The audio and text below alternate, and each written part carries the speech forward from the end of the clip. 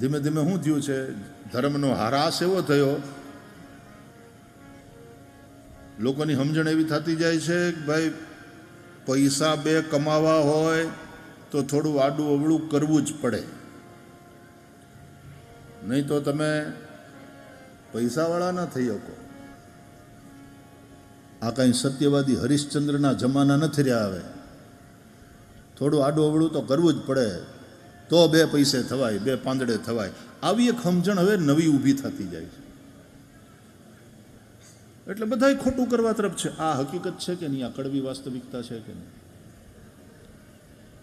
અને પછી લોકો પાછા દાઢમાં દાંત કાઢતા જાય ને કે જેની ઘરવાળીના નાકનો હીરો મોટો એના ધણીનો ધંધો ખોટો.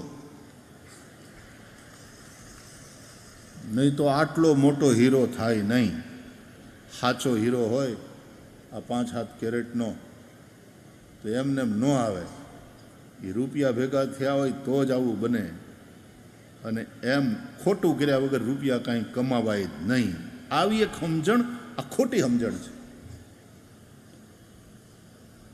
तो जब ऐसी समझ बन जाएगी तो पूरा समाज गलत करने के ऊपर उतर आएगा कि थोड़ું આડું અવળું કરવું જ પડે.